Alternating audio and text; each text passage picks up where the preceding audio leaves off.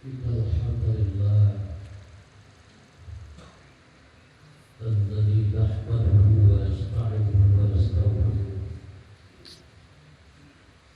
ونعوذ بالله من شرور أنفسنا ومن سيئات أعمالنا من يهده الله فلا مضل له ومن يضلل فلا هادي له أشهد أن لا إله إلا الله وحده لا شريك له وأشهد أن محمدا عبده ورسوله صلى الله عليه وسلم لا نبي بعده أرسله إلى الناس رحمة بشيرا ونذيرا وداعيا إلى الله بإذنه وسراجا منيرا اللهم صل وسلم على محمد وعلى آله وصحبه أجمعين ومن تبعهم بإحسان إلى يوم الدين أما بعد فيا عباد الله أوصيكم وإياي بتقوى الله فقد فاز المتقون يا أيها الذين آمنوا اتقوا الله حق تقاته ولا تموتن إلا وأنتم مسلمون أعوذ بالله من الشيطان الرجيم بسم الله الرحمن الرحيم إذا جاء نصر الله والفتح ورأيت الناس يدخلون في دين الله أفواجا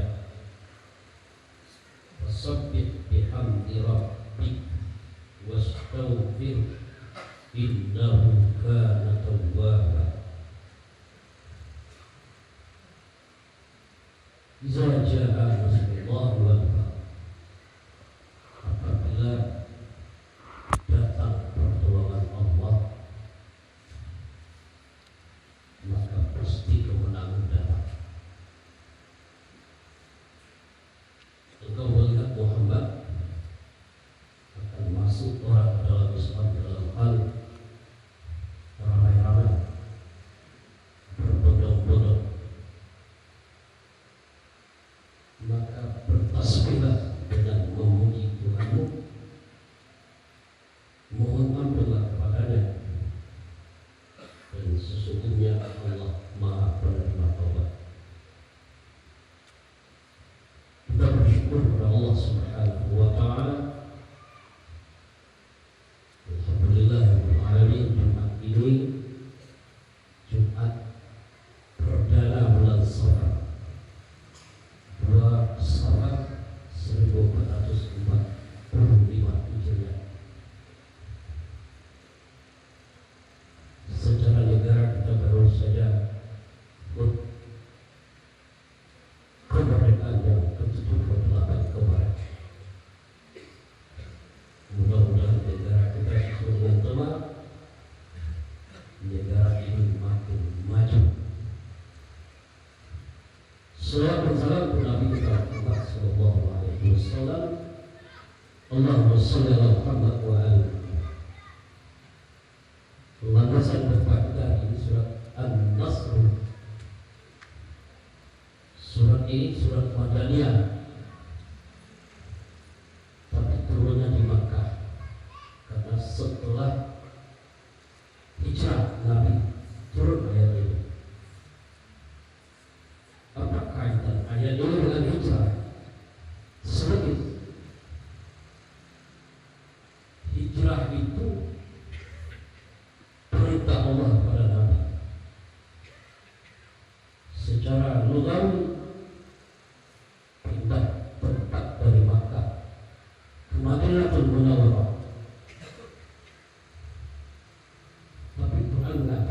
hijrah itu adalah mengatur strategi perjuangan agar orang lebih cermat dan mengerti tentang Islam. Ada beda sosiologi masyarakat Makkah dengan sosiologi masyarakat Madinah. Walaupun Nabi itu lahir di Makkah, sosiologi masyarakat Makkah itu sedikit asabianya lebih menonjol. Apa itu asabiah? Kesukuannya, keturunannya, dan melihat orang itu dari segi keturunan dan suku. Kebetulan Muhammad adalah suku yang tidak diperhitungkan dari segi kemasyarakatan Mekah. Bani Hashim yang terhormat itu adalah Bani Quraisy dan bani-bani lain. Bapak saudara, maka Islam perlu ada suku. Kita orang Minang tidak bisa lepas dari suku. Bukan Minangkabau itu suku, tapi suku Cadago, Koto, Bodi, dan lain-lain menandakan identitas. Tapi kita tidak boleh isop-asopnya dengan suku kita, karena kita harus berintegrasi dengan orang lain dan berinternalisasi dengan masyarakat lain. Maka Islam itu adalah menghargai suku, tapi tidak mengecilkan makna orang lain. Walaupun orang lain itu rendah daripada kita, ini hijrah. Jadi hijrah itu bukan pindah tempat. Orang Minang baru tahu. Jadi hijrah itu adalah harga, menghargai, menghormati. Muhammad sudah direncanakan untuk tidak dihormati. Maka ayat ini turun setelah hijrah. Ada rahasia Allah kepada kita. Ketika orang mungkin menganggap kita tidak bermakna secara kemasyarakatan, tetapi secara keyakinan Allah mengangkat derajat. Itulah yang disebut hikmah. Maka di sini Allah mengangkat derajat Muhammad Sallallahu Alaihi Wasallam. Orang Madinah menunggu-nunggu kedatangan Nabi dengan Tala'an Badru alaina min saniyatil wada wajib syukru alaina ma ja'a lillahi ja'a. Begitu rindu orang Madinah. Madinah itu awal namanya bukan Madinah, Yasrib, lalu berubah menjadi Madinah, modern, kultur. Maka kultur kesukuan tidak akan seimbang dengan kultur kemasyarakatan yang ada, lalu diimbangi dengan Islam. Apa? Dan pertama itu nasrullah. Kita tidak bisa lepas dari pertolongan Allah. Apapun yang kita lakukan, rahasianya Allah memberikan pertolongan kepada kita. Contoh, bapak-bapak mungkin pernah berjalan sendirian. Hari hujan. Sendirian itu berjalan di jalan kesunyian. Tapi saat itu ada orang menawarkan payung yang kita tidak kenal dengan orang itu. Itulah rahasia pertolongan Allah. Lalu dikaji kenapa orang ini ditawarkan payung, karena kehujanan. Lalu orangnya kenal sama sekali. Jauh sebelum itu, bapak yang berjalan di tengah kesucian ini pernah menolong kesengsaraan orang yang dia tidak ingat lagi. Maka Allah memberikan pertolongan kepada kita, bahwa pertolongan Allah itu sangat rahasia kepada kita, masing-masing kita. Indonesia merdeka berjuang Khairul Saleh, begitu sejarah. Mendesak Soekarno dan Hatta harus memproklamirkan kemerdekaan itu 15 Agustus 1945. Jadi tipe Khairul Saleh sangat emosional, ingin merdeka. Karena dia muda, darah muda, wajar. Tak kena melompat sekali, tapi darah tua, berpikirnya jauh ke depan. Malah Khairul Saleh dengan teman-teman karena ingin merdeka 15 Agustus, maka diculik Soekarno dan Hatta. Yang namanya tempat penculikan itu adalah Rengas Dengklok. Tapi Allah mentakdirkan apa yang dilakukan oleh Khairul Saleh dan teman-teman, Allah berikan 17 Agustus 1945. Maka kemerdekaan tidak ada kaitannya dengan bom atom yang dilakukan oleh Amerika dengan Jepang. Itulah atas berkat rahmat Allah, nasrun minallah wa fathun qarib, pertolongan Allah itu sangat dekat. Maka kita ketika ditolong oleh Allah, jangan lupa di balik pertolongan Allah itu adalah pasti kemenangan. Wal fathu inna fatahna laka fathan mubina. Kemenangan itu adalah kemenangan yang nyata. Maka ketika kita ditolong oleh Allah, proklamasikan dalam diri kita. Bagaimana Allah proklamasikan pertolongan Allah itu? Tasbih, bertasbihlah kepada Allah.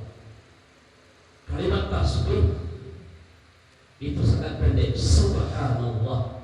Maka pertolongan Allah adalah mensucikan diri kita.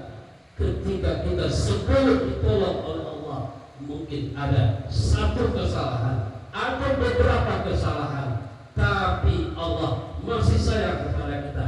Maka tasbih itu adalah merebut Fatimah rahmatin minallah, merebut kembali kasih sayang Allah. Muhammad diusir, Muhammad diintimidasi di Mekah, tapi di Madinah nama Muhammad bergema sampai orang Mekah tercengang. Kenapa orang Madinah menyambut Muhammad? Karena psikologi dan sesuatu yang berbeda. Maka ketika kita berhadapan dengan sesuatu yang berbeda dengan kita, boleh kita hijrah. Tapi ketika kita berbeda psikologi, kita harus bertasbih kepada Allah Subhanahu wa ta'ala. Indonesia masih mengaitkan setiap hari kebesaran dengan bersyukur. Maka tasbih dalam makna luas adalah la'in syakartum la'azidannakum, mensyukuri nikmat Allah. Makanya tasbih itu adalah perlindungan Allah di dunia dan perlindungan Allah di akhirat kelak. Hadis riwayat Bukhari Muslim yang disebut dengan sab'atun yuzilluhumullah la zillahu illa zilluhu. Tiga yang harus kita cermati dalam makna tasbih itu. Yang pertama, penegakkan keadilan. Karena yang dilindungi oleh Allah nanti adalah imamun adil. Keadilan, adil terhadap Allah, adil terhadap masyarakat, adil terhadap masyarakat. Yang dinu huwa aqrabul littaqwa. Yang kedua, kita harus menukik ke bawah, melihat remaja kita yang tua-tua, yang sudah lewat 50, mungkin keyakinannya tidak bisa goyah, mungkin ibadahnya sudah mantap, akhlaknya sudah kuat, tapi kita menukik ke bawah, wal yakhshal ladzina law taraku min khalfihim dzurriyyatan bi'afa. Anak-anak muda kita, saya beberapa kali Jumat bersama dengan teman melihat anak-anak muda kita, belum muda, masih kecil-kecil. Apakah hari ini dia tahu tidak hari Jumat? Banyak yang tidak tahu anak-anak kita hari ini hari Jumat. Walaupun dia belum sempurna sholatnya, tapi karena ketidaktahuannya hari ini hari Jumat, dia sibuk dengan HP, dia sibuk terlontak-lantung hilir mudik. Tidak tahu dia Jumat itu adalah sebuah kewajiban. Apalagi remaja yang sudah lewat umur. Masih ada teman-teman kita remaja yang tidak Jumat. Jadi tanggung jawab kita terhadap anak-anak muda kita. Kita takut dan khawatir. Faqala min baqtihim khalqun adha'us shalah wattaba'us syahawat. Anak-anak muda kita, cucu-cucu kita ke depan yang pertama adha'us shalah. Adha'us shalah itu adalah cuek terhadap salat. Yang kedua wattaba'us syahawat. Orang sudah masuk dari wattaba'us syahawat. Setelah syahwat diperturutkan. Hari ini lihat murid kelas 6 SD mempercayai guru di sebuah daerah Minangkabau. Guru dipaksa minta maaf kepada anak SD. Lalu kesalahan anak SD ini tidak diakui pula oleh orang tua. Lalu guru dipaksa minta maaf. Harusnya anak yang bersalah itulah sebagai murid minta maaf kepada guru. Tapi dipaksa oleh orang tua. Itu tantangan pendidikan. Kurikulum merdeka, merdeka belajar, merdeka mengajar. Perlu kita cermati kembali makna kemerdekaan belajar dan merdeka mengajar.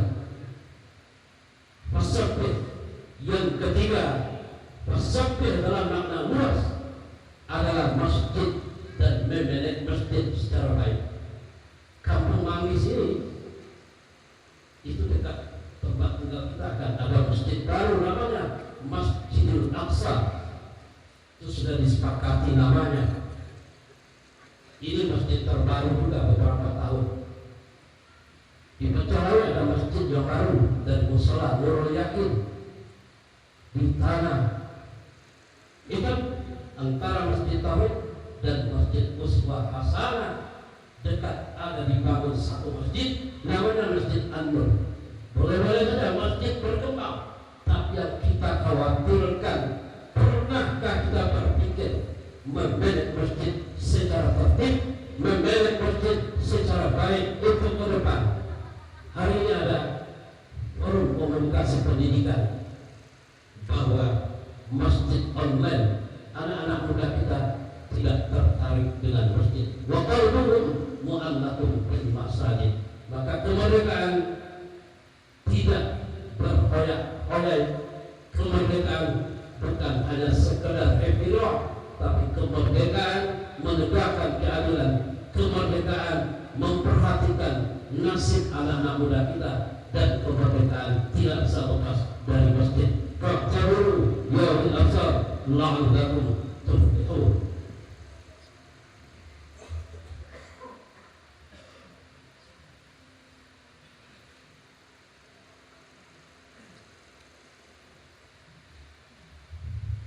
Alhamdulillah allazi hadana li hadza wa ma kunna linahtadiya laula an hadana Allah.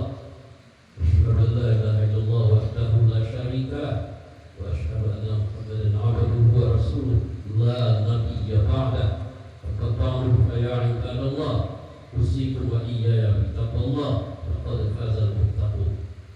Kaum muslimin yang dirindukan orang setelah kemerdekaan adalah keadilan, penegakan hukum. Ini sepakat kita, semuanya perlu penegakan keadilan. Ali bin Abi Thalib pernah kehilangan baju perangnya. Ali itu presiden. Lalu kedapatlah oleh Ali baju perang itu dipakai oleh orang Yahudi.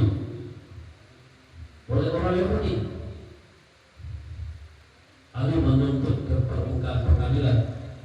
Pengadilan menerima pengaduan presiden. Ingat itu. Tapi ketika disidangkan, presiden tidak lagi dihargai. Dia bukan presiden, tapi dipanggil Ali oleh ketua pengadilan. Ali, kalau benar ini baju perangmu, pertama kami hakim meminta apa tanda-tanda bajumu. Itu pertanyaan hakim bijaksana. Ali tidak bisa menjelaskan tanda bajunya, karena baju perang itu sama semua, tidak bisa ditunjukkan. Berpikir Ali, silakan berpikir, hakimnya bijaksana.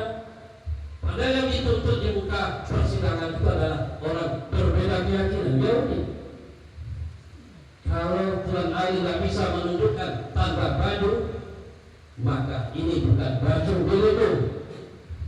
Kalau banyak orang Nasrani, baju banyak Nasrani, diputuskan bahwa ini bukan baju Ali bin Abi Thalib. Ali adalah presiden. Bisa saja Ali mengintervensi hakim, tapi hakim tak bisa diintervensi oleh presiden. Itu hukum. Maka ketika kita di hadapan hukum, itu sama, menegakkan keadilan. Lalu baju ini adalah milik Yahudi, keputusan. Tapi karena Yahudi tidak diminta keterangan melihat keadilan Islam, akhirnya Yahudi masuk ke dalam Islam, datang ke istana dan datang kepada hakim. Jelas baju ini adalah ketinggalan oleh Ali bin Abi Thalib, lalu saya ambil. Tapi karena pertanyaan itu adalah kepada Ali, tidak kepada saya, tapi saya melihat keadilan Islam tidak berpihak kepada siapa saja. Keadilan Islam menegakkan yang benar. Mari sama-sama kita menegakkan kebenaran, karena Allahumma arinal haqqa haqqan warzuqna ittiba'ah wa arinal batila batilan warzuqna ijtinabah. Inna Allah wa malaikatahu yusalluna 'alan nabi ya ayyuhalladzina amanu sallu 'alaihi wa sallimu taslima. Allahumma shalli 'ala Muhammad wa ali Muhammad kama shallaita 'ala Ibrahim wa ali Ibrahim wa barik 'ala Muhammad wa ali Muhammad kama barakta 'ala ali Ibrahim fil 'alamin innaka Hamidum Majid.